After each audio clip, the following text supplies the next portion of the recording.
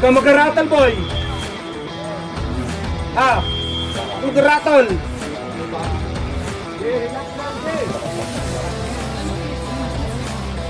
Balik.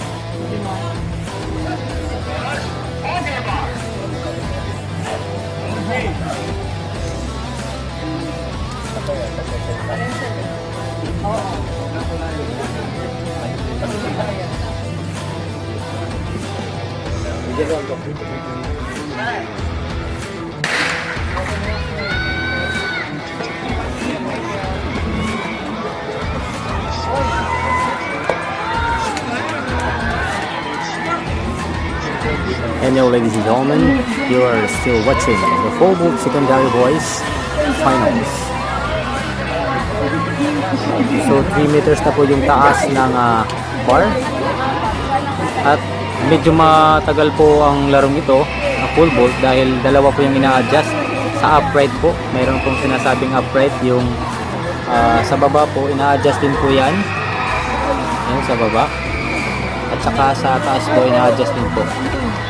So medyo matagal pa po ito, pero ikikinat-cut lang po natin para po hindi po masyadong maging matagal.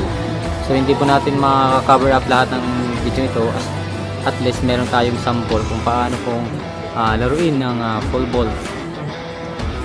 So pangatlo na pong jumper ang ating sasaksihan ngayon.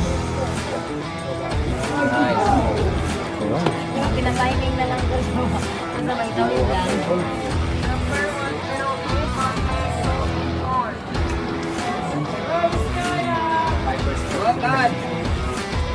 So this is my first time to see this game personal, in person, for voting. So kung mapapansin niyo po itong mga parang mga tukod hit sampana, yun po yung tawag sa pool. Kailangan talaga praktisado pa hinindoro. So fourth jumper. Ito siya mga kaibigan. Bicol region. And now ladies and gentlemen, so ang susunod na mag-attend ay ang from Yan CR. Ang kanyang coach, ang galing na coach. Very supportive po yung kanyang coach, trainer. So ano po,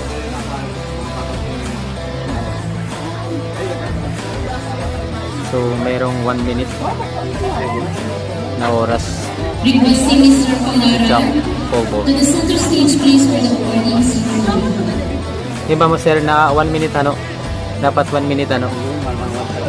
Ha? 140? 1.30 minutes? 1 minute and 30 seconds? So may 1 minute and 30 seconds to prepare the athlete to jump this bar. Ayun na po mga kaibigan. Simulan na tumalon yung CR. So mayroong konting adjustment. 2 minutes ang parang yan. 1 minute. Tataas siya kapag konti na lang sila. Okay, so medyo marami pa yung tatalon ngayon. Kaya medyo matagal pa po itong larong to. Actually kanina pa po ito. Almost 1 hour na po yung nagsimula ang larong ito. Mag-start yung time mo pag ganyan ka na.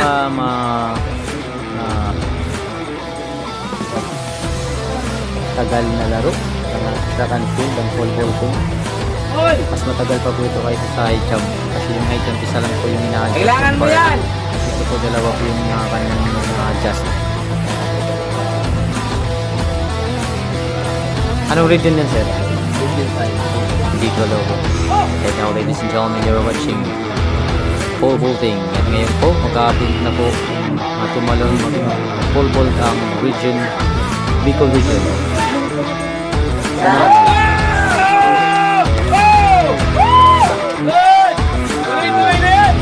Mataas pa ang talon ng bata.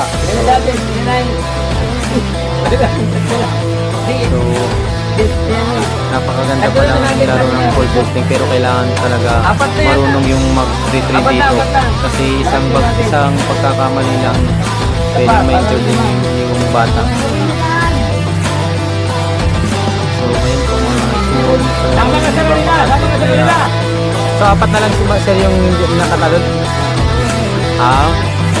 Naku, Nagpapaul na talaga. Pinakita mo ayaw mo na tumalo.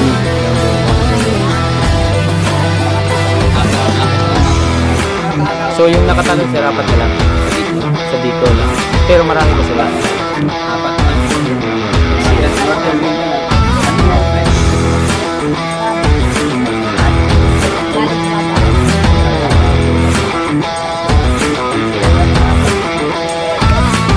Ngayon Marami yan. tatalon naman ng MCR.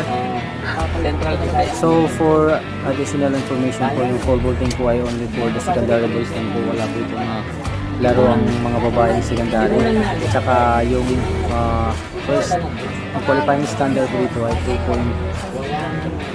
2. Ilan sir yung QS sir? Sir, yan yung QS nito? QS entry, 280. 2.80 meters.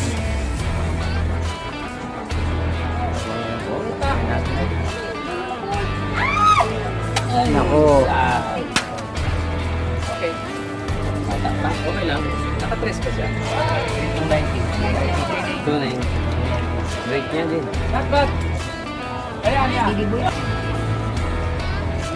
Boom!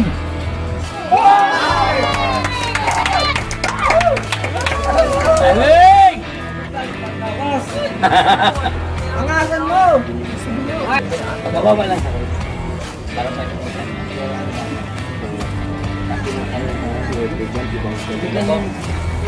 Yes!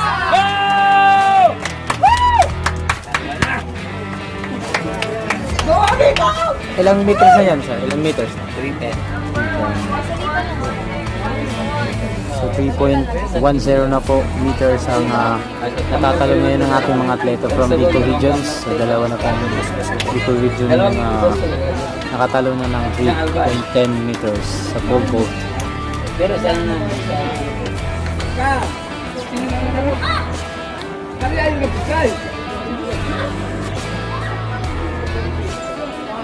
Pasok! Sayang! Mamaya! Ito! Kulang ha! Yun po yung drill na pole vaulting. Para mapil mo rin ang anak na, di ba? Sino kayo kung mas relax kayo?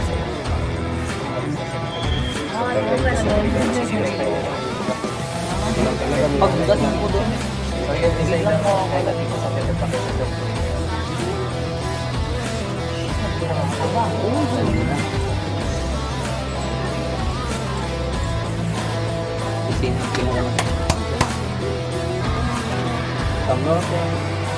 Kaya naman natin talaga. Saka, yun ko dun. Walang lang talaga ng kasi. Even proper training mo. Maayos sa coaching sa facility. Kaya naman sumabayan. Yung tawag sir sa tungkot sir, ang tawag yan sir. Itong ginahawakan niya, anong tawag yan? Pull. Pull. Tapos doon, bar. Yung nakang bar, di ba bar? Okay.